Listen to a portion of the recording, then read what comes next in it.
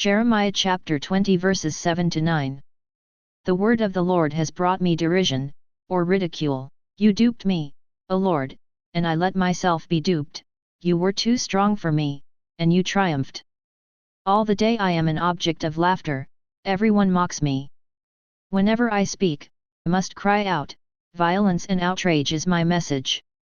The word of the Lord has brought me derision and reproach all the day. I say to myself, I will not mention him, I will speak in his name no more. But then it becomes like fire burning in my heart, imprisoned in my bones. I grow weary holding it in, I cannot endure it. The word of the Lord. A prophet is the mouthpiece of God and repeats what God has told them to say. Jeremiah saw his country returning to idolatry, and king after king, with the exception of Josiah, turned the people away from God. He has sometimes been referred to as the weak, because he saw the idolatry and was unable to stop it. Jeremiah prophesied the invasion of the Babylonian army and the resulting captivity, unless the people would stop their idolatrous behavior and return to God. Jeremiah chapter 5 verse 19, and when they ask, why has the Lord done all these things to us? Say to them, as you have forsaken me to serve strange gods in your own land, so shall you serve strangers in a land not your own. Jeremiah had felt firsthand God's love for his people and the people's rejection of that love.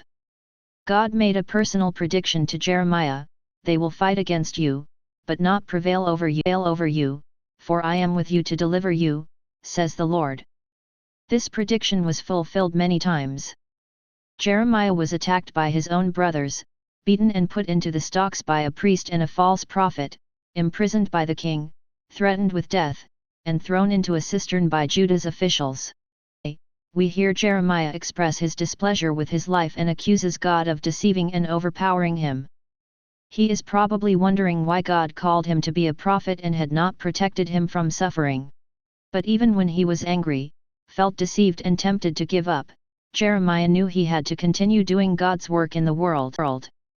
Don't you feel the same when you stand up for Christian values and are considered a laughingstock, mocked by friends, family, and co-workers?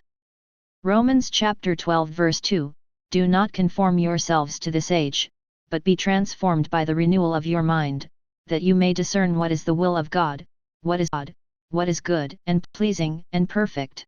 The greatest challenge the church faces today is to be authentic disciples of Jesus. Dallas Willard.